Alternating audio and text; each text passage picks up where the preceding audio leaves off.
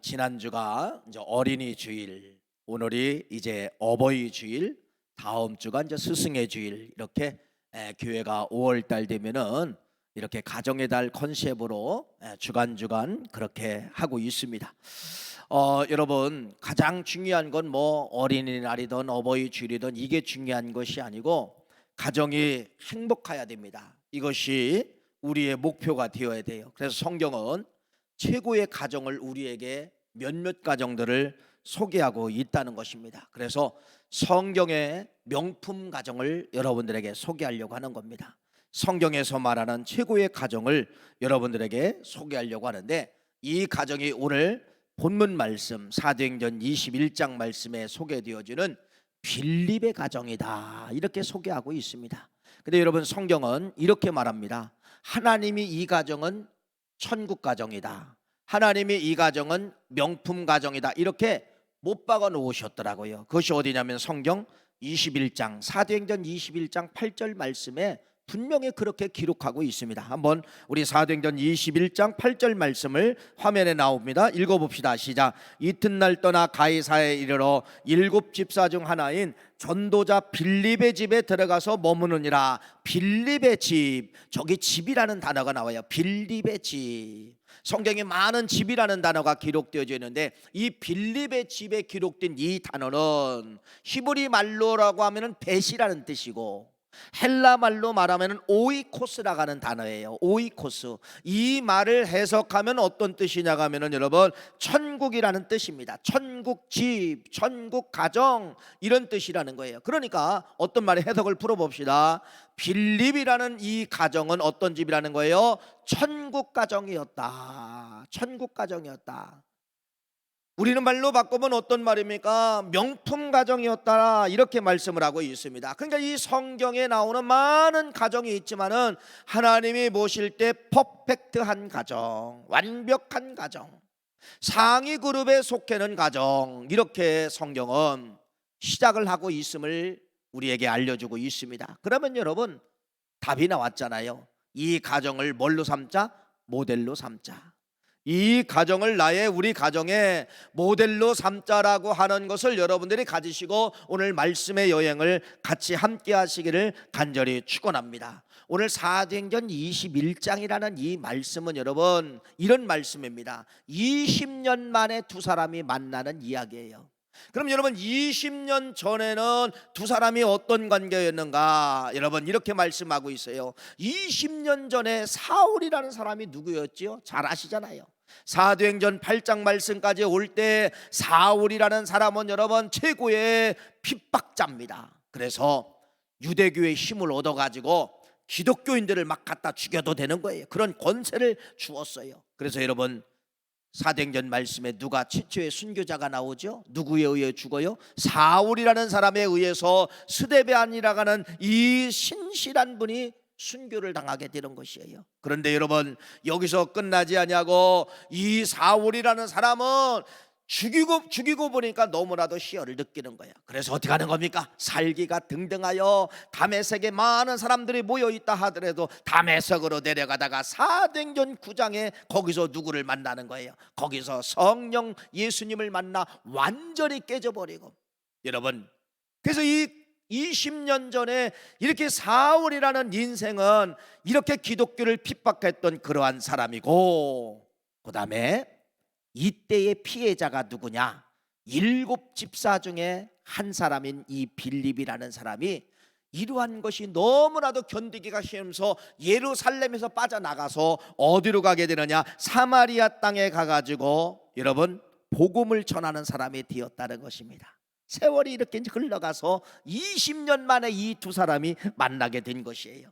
20년 만에 만났는데 어떤 사람으로 변해 있었느냐? 사울이라는 사람은 바울로 바뀌어지고 20년 동안에 여러분 나라를 넘고 국경을 넘고 선교의 삶을 살다가 20년 만에 빌립을 만나게 된 것이에요. 여러분, 빌립도 20년 동안 머물러 있지 아니하고 엄청나게 성장을 한 겁니다. 처음에는 집사님으로 임명을 받았지만은 성경에 여러분 20년의 세월 속에 집사의 흔적은 사라지고 여러분 빌립이라는 이 사람 이름 앞에 뭐라고 이름이 기록되어지냐면요, 전도자라가는 이 이름이 기록되어져 있었다는 것입니다. 20년 전에는 여러분 도저히 두 사람이 함께 할 수 없었지만은 20년 이후에 두 사람이 같은 생각, 같은 뜻, 같은 비전, 같은 꿈을 가지고 같은 길을 가는 그러한 상황 속에서 20년 만에 만나게 되는 장면이 사도행전 21장임을 말씀을 하고 있습니다. 그러니까 무슨 말이죠? 20년 만에 사람이 신앙이 뭐했다는 거예요? 올라갔다는 겁니다. 승화가 되었다는 것입니다. 여러분, 사도행전 21장 말씀을 통하여서 여러분의 신앙생활이 어떤 분은 10년, 20년, 30년 되신 분도 있을 것입니다. 여러분, 이분들처럼 빌립처럼 바울처럼 한 단계 승화되어서 오늘 올라가고 있습니까? 아니면 머무르고 있습니까? 아니면 퇴보되어져 있습니까? 여러분의 다시 한번 비전을 붙잡으세요. 20년 동안에 성장한 바울과 빌립처럼 우리의 신앙도 모아야 된다. 성화되어야 되고 승화되어야 되고 올라가야 된다는 이 꿈을 붙잡기를 간절히 축원합니다. 여러분, 왜 빌립의 가정을 내가 소개하려고 하느냐? 여러분, 명품 가정이라고 성경, 천국집이라고 이렇게 소개하고 있는데 천국집은 그냥 이루어지는 것이 아니에요. 여러분들이 명품 가정을 이루려고 하면 오늘 이 빌립의 가정을 모델로 제시하는데 이 빌립은 어떤 분이었느냐 이렇게 소개를 하고 있습니다. 의무보다도 더 많은 일을 한 사람. 의무보다도. 여러분, 우리 감리교회는 교리장정이라고 하는 책이 있어요. 거기 집사를 아무나 뽑으라고 이야기하지 않냐고, 집사가 되려면은 여러분 11조 해야 된다, 주일 성소해야 된다, 봉사해야 된다, 전도해야 된다, 이런 규범이 들어 있어요. 이 규범에서 벗어나면 여러분 시킬 수가 없습니다. 그렇게 교리장정, 감리교 법전에 그렇게 만들어 놓고 있다는 것입니다. 그것이 여러분 의무예요. 기본적인 집사가 되면 11조하고 주일 성수하고 봉사하고 전도해야 되는 것이 의무라고 하는 것을 못 박아 놓고 있다는 것입니다. 오늘 여러분 빌립은 집사입니다. 집사로서의 의미가 있었을 것입니다. 그런데 오늘 이 성경은 집사라고 하는 이 칭호는 조금 멀리 보내버리고 가장 빌립에게 근접한 단어, 다시 한번 8절 말씀을 다시 한번 화면에 나옵니다. 읽어볼까요? 이렇게 기록되어져 있죠. 시작. 이튿날 떠나 가이사에 이르러 7 집사 중 하나인 전도자 빌립의 집에. 집사는 좀 멀리 떨어져 있고 집사보다도 더 열심히 일을 했다는 거예요. 그 빌립이라는 이름 앞에 뭐가 가까이 붙어 있나 보세요. 뭐가? 전도자 빌립, 전도자 빌립. 여러분, 7 집사 빌립이 아니라 집사는 먼 곳으로 갔다는 겁니다. 다시 말씀을 드리면 집사의 사명 이상을 지금 감당하면서 어디까지 오게 되었느냐? 전도자까지 오게 되었다. 이렇게 말씀을 하고 있어요. 얼만큼 성화가 된 겁니까? 얼만큼 올라가게 됩니까? 이때 당시에 최고의 전도자. 여러분, 사도행전에 선교는 바울이지만은 전도자는 누구냐? 지역을 전도하고 근동을 전도하고 마을을 전도하고 내가 살고 있는 곳을 전도한 사람, 최고의 전도자가 누구냐? 성경은 그렇게 이야기하는 거예요. 빌립이다, 빌립이다, 이렇게 말씀을 하고 있습니다. 여러분, 이게 뭡니까? 예, 빌립은 집사지만은 집사의 의무를 넘어, 여러분, 집사의 의무를 넘어 그 의무를 더 감당한 사람이 누구였다? 빌립이었다. 이렇게 소개하면서, 그래서 이 성령께서 여러분 그때 당시 사람을 주목하고 보고 있는 것이에요. 저 사람에게 가서 누가 좀 가서 좀 이야기를 했으면 좋겠고 전도를 좀 했으면 좋겠는데, 이때 여러분 성령도 인정해 준 사람이 누구냐면 빌립입니다. 이렇게 말씀을 합니다. 사도행전 8장 26절 27절 말씀해 보니까 주의 사자가 빌립에게 말하여 주의 사자가 빌립에게 말하여 일어나라. 네가 남쪽을 향하여 예루살렘에서 가사로 내려가는 길까지 가라. 그 길은 광야로 가라는 겁니다. 빌립을 깨워서, 주의 사자가 빌립을 깨워서, 빌립아, 너 예루살렘을 빠져나가서 너 빨리 광야로 가라. 일어나 가서 보니 에디오피아 사람 곧 에디오피아 여왕 간다가의 모든 국고를 맡은 관리인 네시가 예배하러 예루살렘으로 왔다가 돌아가는데 수레를 타고 선지자 이사야 글을 읽더라. 여러분, 에디오피아 네시, 여러분 간다가의 국고를 맡았던 이 네시가 내려가면서 성경을 보고 있는 것이에요. 여러분, 주의 사자는 뭐라고 이야기합니까? 빌립아, 가서 전도해라. 너밖에 없다. 네가 가서 전도하라. 네, 그래서 그에게 전도한 사람이 누구냐?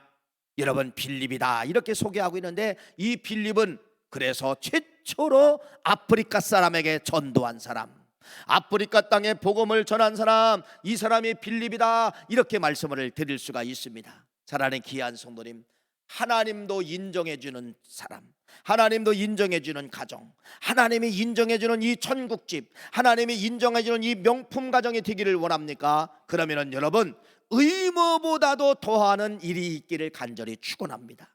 머물러 있으면 안 된다는 거예요. 머물러 있으면 명품 가정이 안 된다는 겁니다. 머물러 있으면 천국 가정이 안 된다는 거예요. 머물러 있으면 하나님이 인정하는 가정이 안 된다는 것입니다. 여러분, 사명보다도 더 큰 사명을 감당하시기를 간절히 축원합니다. 그래서 우리 부모님들은요, 이 유산을 물려줘야 돼요. 여러분, 재물과 재산을 물려주는 것도 유산이지만은 우리 자녀들에게 가장 큰 유산은 여러분, 신앙의 유산을 물려줘야 됩니다. 신앙의 유산을 물려줘야 돼요. 오늘도 자녀들은요, 손주들은, 자녀들은 부모의 신앙생활 모습을 보고 가슴에다가 그림을 그립니다. 자기도 모르게 늘 반복된 그림을 그리는 거예요. 아, 우리 부모님은 주일날 예배 가시기 전에 몇 시간 전에 일어나서 어떤 준비하고 뭐를 하고 뭐를 하더라. 반복적으로 이 자녀들은 여기다가 그림을 그린다는 것입니다. 혹시 손주하고 같이 살면은 여러분, 손주들이 할머니 할아버지의 신앙생활을 여러분 반복적으로 그리게 된다는, 반복적으로 그리게 된다는 것이에요. 그래서 이 자녀들은 여러분, 부모님이 한 만큼 따라가게 된다는 것입니다. 부모님이, 여러분의 이 자녀들이 여러분보다도 앞설 수 있는 신앙인으로 키워야 되는 것이 여러분의 숙제입니다. 우리 부모님들 죄송합니다. 오늘 어버이 주일을 맞이하면서 부담감을 좀 가지셔야 돼요. 내 자녀들이 나를 보고 그림을 그린다, 신앙의 그림을 그린다, 이걸 여러분들이 부담감을 가지시기를 간절히 바랍니다. 그래서 자녀들에게 여러분들이 명령해야 됩니다. 명령해야 돼요. 어떤 명령을 해야 되느냐? 여러분, 이제는 이런 명령을 해야 됩니다. 교회 와서 예배 드려야 하나님이 더 기뻐하시는 예배가 될 수 있다. 예, 우리는 2년 동안 여러분 가정 예배, 온라인 예배, 지금도 온라인 예배를 들으시는 분이 있지만은 가정에서 드리는 온라인 예배도 예배입니다. 맞습니다. 여기 이렇게 교회에 오셔서 현장에서 예배 드리는 것도 예배예요. 예배의 가치는 똑같습니다. 그것이 현장에서 예배를 드리던 아니면은 비대면 속에서 영상을 보며 예배를 드리던 예배의 가치는 똑같을 수가 있어요. 똑같을 수가 있어요. 그러나 다른 것이 있습니다. 왜 그러냐면 가정을 주님의 몸이라고 말씀 안 하셨어요. 가정을 주님의 핏값으로 세웠다고 이런 말이 없어요. 이 교회는 여러분 주님의 몸이라고 이야기하고 주님의 핏값으로 세워진 교회다, 이렇게 말씀을 하고 있다는 겁니다. 가정에서는 여러분 예배를 드려도 은혜를 받아요. 감동이 일어나요. 교회에서 예배를 드려도 감동이 일어나요. 여러분, 교회에서 예배를 드려 똑같은 감동이 일어나요. 가정과 교회의 차이점이 바로 무엇이냐? 가정은 감동으로 끝날 수가 있지만은 이 교회는 여러분들의 그 감동을 어디로 인도하느냐? 봉사하는 쪽으로 인도하고 헌신과 섬김과 교제와 전도하는 쪽으로 시스템을 만들어서 여러분을 인도하게 한다는 것입니다. 여러분의 초등학문이 바로 무엇이냐? 예수 믿기 전에는 한 가지 목적이 있었어요. 그것이 바로 뭐냐면요, 예수 믿으면 어디 간다? 천국 간다. 천국 간다. 여러분, 이것이 우리의 목적입니다. 그런데 여러분이 예수를 믿고 20년 30년 된 분들이 오늘도 예수 믿으면 천국 간다, 이건 아니에요. 신앙이 아니에요. 그건 이미 과거에 내가 예수 믿고 천국 간다, 이건 구원받은 거예요. 1차 임무는 들어가게 되었다는 겁니다. 그런데 왜 우리는 10년, 20년, 30년, 40년 매일 와서 봉사해야 되고 예배해야 되고. 여러분, 우리를 이 교회에서 우리는 이렇게 힘들게 신앙생활해야 돼요. 뭐 때문에 그래요? 상급 때문에 그렇다는 거예요. 상급이 있다는 겁니다. 가정 예배를 통하여서 은혜 받은 사람이 내가 오늘 전도하러 가야 되겠다, 내가 오늘 봉사하러 가야겠다, 여러분 이건 극소수예요. 극소수. 일어나기가 극히 힘들다는 겁니다.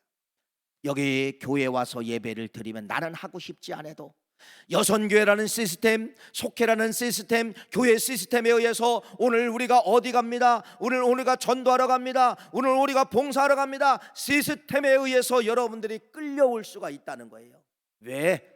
교회는 왜 여러분 이렇게 우리의 몸을 드려야 됩니까? 상급 때문에 그렇다는 것입니다. 상급 차이 때문에. 여러분은 천국 가는 백성은 맞아요. 이제는 여러분 상급 때문에 여러분들이 헌신하고 상급 때문에 몸을 드려야 된다는 것입니다. 천국은 100년일까요? 100년이라면 100년 참고 견디면 돼요. 여러분, 천국은 영원한 세계예요. 영원한 세계인데 등급이 있다는 것입니다. 어떤 사람은 면류관을 받을 사람이 있고 어떤 사람은 면류관을 못 받을 사람도 있다는 것이에요. 뭐 때문에 그래요?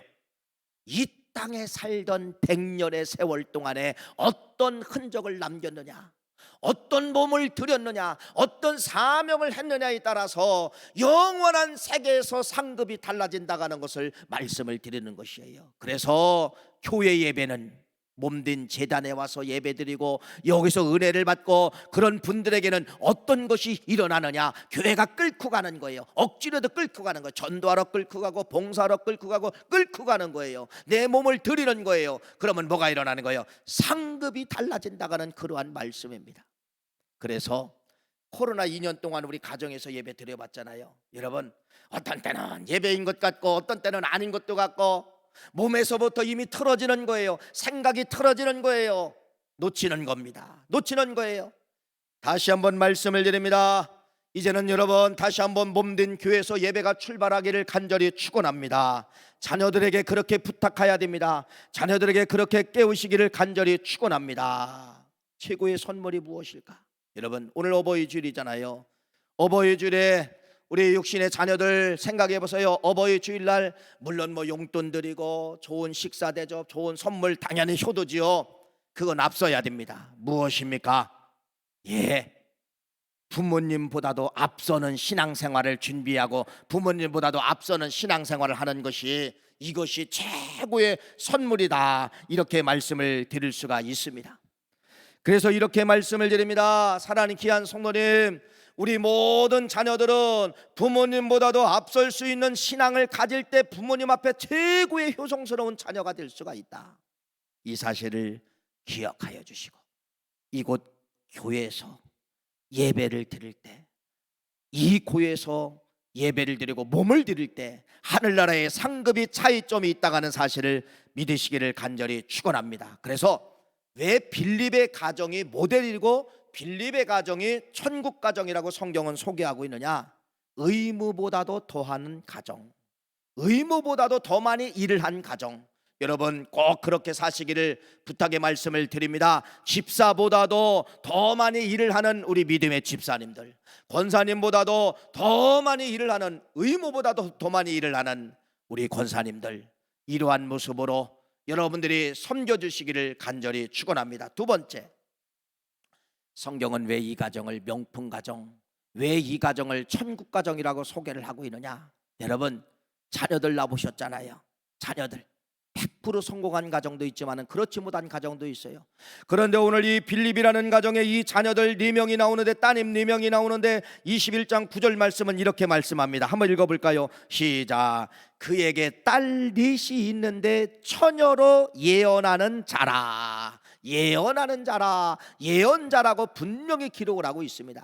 우리는 예언자 하면 선입관념이 좀 이렇게 다르지요. 예언가다 그러면은 조금 이렇게 선입관념이 다릅니다. 그런데 여기에 쓰이는 예언가는 이런 뜻이에요. 여러분, 예언가라고 하는 건 바로 뭐냐면 하나님으로부터 말씀을 받아가지고 일반 백성에게 말씀을 전하는 사람이, 이게 예언가예요. 예언가.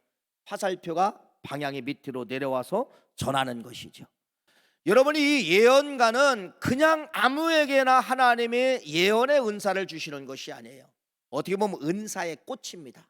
예언가는요, 하나님이 그 사람과 교통하는 것이에요. 하나님과 그 사람과 대화하는 것이에요. 하나님과 그 사람과의 교제가 일어나는 것이, 이것이 예언입니다. 그런데 딸 넷이 있었다는 것이죠. 한 사람도 아니고 4명이 처녀로서 다 예언하였다. 이 말을 조금 쉽게 풀으면 바로 뭐냐, 이 따님들은 얼마나 신앙이 좋았던지 여러분, 하나님과 교제를 했다는 겁니다. 하나님이 말씀하시고, 이 따님들이 하나님께 이야기를 하면 하나님이 말씀하시고 대화하시고 말씀하고 대화하고, 얼마나 멋진 말씀이에요. 얼마나 멋진 말씀이에요. 여러분, 이 따님들은 이렇게 신앙의 성숙을 가져왔다가는 것을 말씀을 드리는 것이에요. 그래서 모든 이 따님들의 인생의 조종관을 자기들이 키를 방향을 돌리는 것이 아니라 하나님께 맡기며 하나님이 그 인생의 방향을 돌리고 있었다. 그러니까 여기 예언가라고 하는 것은 그런 뜻이에요. 아버지보다도, 빌립 아버지보다도, 부모님보다도 누가 더 신앙이 좋았다? 자녀들이 좋았다. 자녀들이 좋았다. 그 말씀을 말씀하면서 자녀의 성공은 여러분 그거예요. 여러분, 자녀의 성공은요, 부모님보다 신앙이 앞설 때 성공입니다. 앞설 때 성공이에요. 잘 보세요. 지금 나의 자녀들이 있잖아요. 여러분 발자취 따라오고 있어요? 못 따라오는 자녀들이 대부분일 것입니다. 대부분일 것이에요. 이게 우리의 숙제가 되어야 돼요. 여러분, 신앙의 명품 가정은 자녀들이 부모님의 신앙보다 앞서는 것이, 이게 신앙의 명품 가정이 될 수 있다. 이렇게 말씀을 드리는 것입니다. 이런 말씀을 드렸죠. 21세기의 주역자들은 여러분, 지성과 영성을 겸비한 사람들의 시대가 온다고 분명히 말씀을 드렸습니다. 엘빈 토플러가 그렇게 말씀하셨습니다. 얼마 전에 돌아가신 우리의 석학자 이어령 박사님이 그랬어요. 지성과 영성과의 만남. 당신이 지성만 가지고 캐지 못한 거, 늦게 예수를 만나 영성이 들어왔을 때 지성을 이해하고 영성이 지성을 지배하더라. 이것을 여러분, 지성에서 영성으로라는 책을 읽어보면 그러한 말씀이 기록되어져 있습니다. 우리 부모님들 정신 차리십시오. 여러분 머물러 있으면 안 됩니다. 내 자녀들이 저 먼 곳에서 부모님이 걸어간 신앙의 발자취를 따라오면 안 돼요. 최소한은 부모님 정도 같이 동행, 옆에 그림자처럼 내 자식이 우리 부모님의 신앙 정도는 되어야 되는 건 기본으로 삼기를 간절히 바라고, 더 최상의 목표는 바로 무엇이냐, 모아야 되느냐, 앞서 가야 된다는 겁니다. 이게 여러분의 목표가 되어야 돼요. 오늘 어버이 주일이지만 좀 부담감을 느끼세요. 나의 자녀들이 나보다도 부모님보다도 앞서가는 신앙이 인이 되기를 여러분 꿈을 가져야 됩니다. 꿈을 가져야 돼요.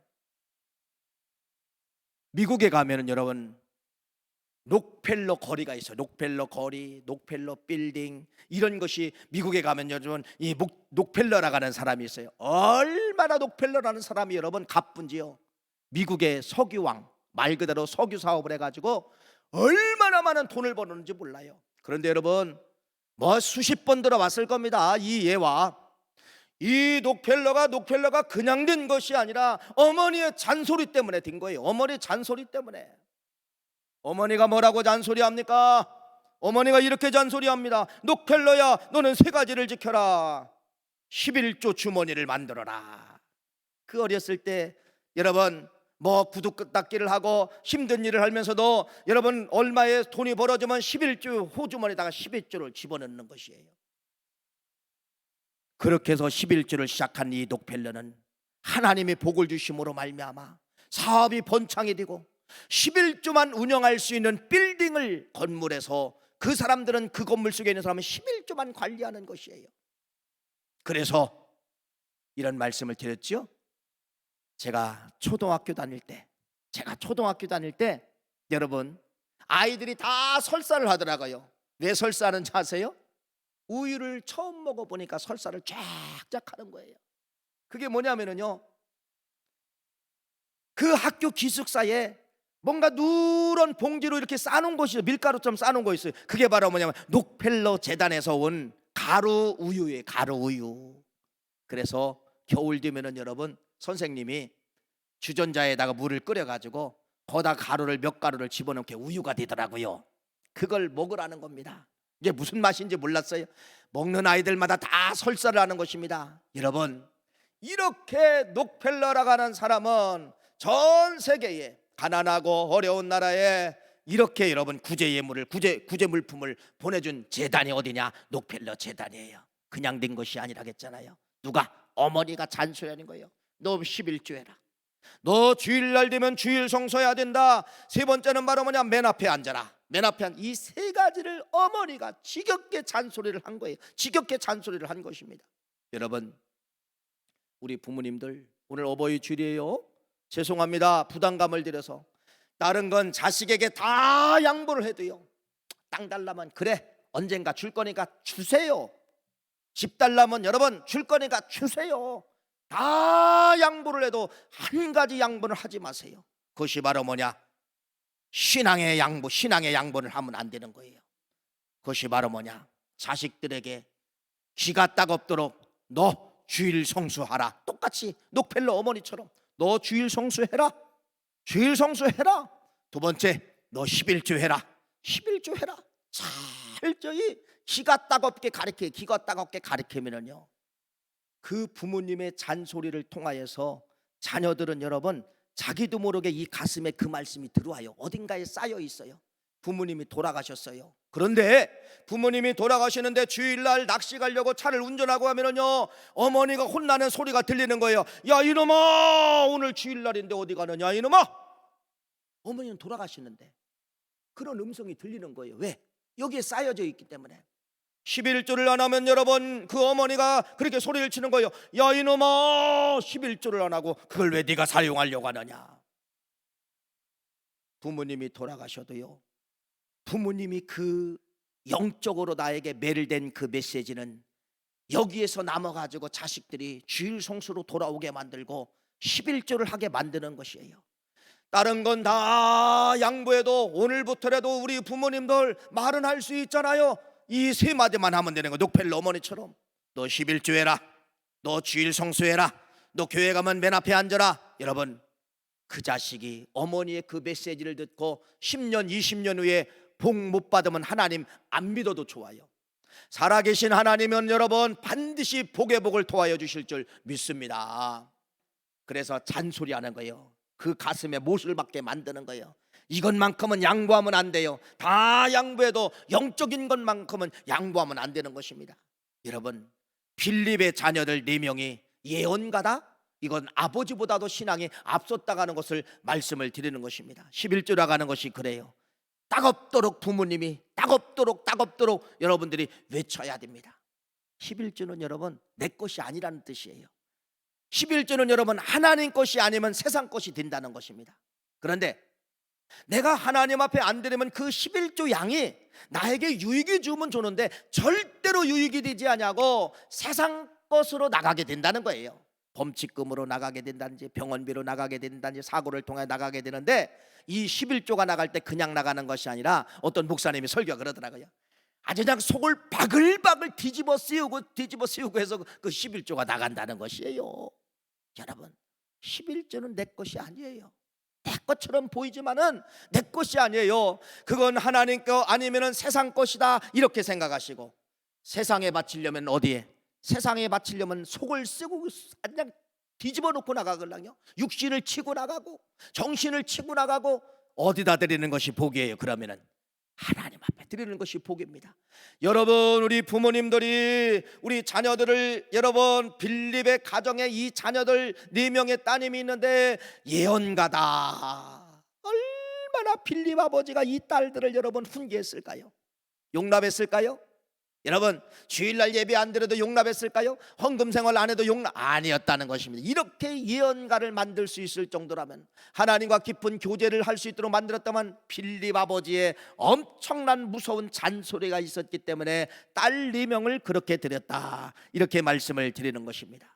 내 자녀는 부모의 책임입니다. 부모님을 그대로, 아까도 말씀을 드렸죠, 지금도 자녀들이 여러분의 모습, 내 아버지 부모님의 모습의 신앙을 그림을 그리고 있다는 겁니다. 어떤 잘못된 그림을 여러분 그리지 않게 하기 위해서 여러분의 정신 바짝 차리고 신앙의 모델이 되기를 간절히 바랍니다. 신앙의 모델이 되어야 돼요. 이 주일날 오는 걸 여러분 그 자식들이 그림을 그려요. 우리 아버님은 11시 예배인데 10시 50분에 가서 꼭 5분 늦더라. 5분 늦더라. 야, 그 희한해요. 여러분 오는 시간이 정확해요. 어떤 분들은요 땡땡땡 하면 들어오는 분이 있고요, 땡땡땡 해서 한참 송영할 때 들어오는 사람이 있고요. 물어보는 거예요. 여러분 그분은 다음 주에도 그렇게 되는 것이에요. 아닙니다. 오늘 이 말씀을 통하여서 우리 부모님들 자식에게 책임전가 여러분들의 부모님의 그 극성스러운 그 영적인 양보를 하지 마시고 철저히 필립보다도 더 강한 부모님들이 되시기를 간절히 바랍니다. 바울과 디모데의 만남 깜짝 놀랐어요. 디모데라는 사람이요 참 봐도 너무너무 선한 거예요. 참 깨끗한 사람이에요. 그래서 이 바울이 디모데후서 1장 5절 말씀을 통하여 이는 네 속에 거짓이 없는 믿음이 있음을 생각하느니라. 이 믿음은 네 먼저 외조모 로이스와 네 어머니 유니게 속에 있더니 네 속에도 있는 줄 확신하노라. 디모데가 그냥 된 것이 아니라 어머니를 통해서 배웠고 그 어머니는 그 어머니를 통해서 배웠다가는 것을 성경은 바울을 통하여서 우리에게 말씀을 하고 있습니다. 어머니의 부모님의 신앙을 통하여 자녀들이 만들어지는 것입니다. 한나의 눈물의 기도를 통하여 사무엘이 만들어졌어요. 기독교의 역사 가운데 성자 이름이 들어가신 분이 별로 많지 않아요. 한 분을 여러분에게 소개하면 누가 있느냐? 성 어거스틴이 있습니다. 여러분이 성 어거스틴 잘 알잖아요. 이 사람은 누구예요? 신부예요. 신부인데 여러분 신부의 몸을 가지고서 사생아까지 났어요. 사생아. 술집에 가서 실수해서 사생아까지 났어요. 어머니 모니카는 눈물을 흘리며 그 자식을 위해서 기도했을 때 그 자식이 나중에 돌아와서 기독교 역사 가운데 성 어거스틴이 되었답니다. 그래서 여러분이 유명한 말씀이 있잖아요. 기도하는 어머니의 자식은 망한다 안 망한다? 안 망한다. 안 망한다. 여러분 감리교를 창시한 요한 웨슬레 목사님이 그냥 된 것이 아니에요. 그의 어머니 수산나의 기도를 통하여 여기까지 오게 되었다. 이렇게 말씀을 드릴 수가 있다는 것입니다. 우리 자녀들에게 다시 한번 말씀을 드립니다. 아까도 말씀을 드렸지만은 오늘 어버이 주일을 통하여 여러분 어떤 효도를 준비했습니까? 어떤 효도인지 물론 다 해야 됩니다. 최고의 효도는 바로 무엇이냐? 여러분의 신앙으로 돌아오는 길밖에 없다는 것입니다. 신앙으로 돌아오지 아니하고 맛있는 갈비 사줘도 그 어머니는 기쁨으로 먹지 못해요. 그 음식을 먹고 체할 수가 있어요. 저놈이 언젠가는 돌아와야 되는데, 저 자식이 언젠가는 하나님 품으로 돌아와야 되는데 믿지 않고 갈비 사줘 보세요. 어머니는 그걸 먹고 체할 수가 있다는 것입니다. 어머니 내가 다음 주부터 교회 가겠습니다. 오늘 어버이날 내가 고기 사드릴게 가세요. 어머니는 여러분 신바람 나게 되는 것이에요. 사랑하는 귀한 성도님, 최고의 효도가 바로 무엇이냐? 쉬는 것이 아니에요.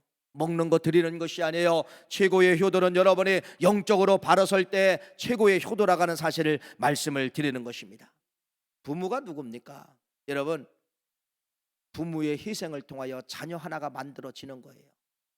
여러분에게 소개합니다. 심순덕 씨가 쓴 시 이런 것이 있죠.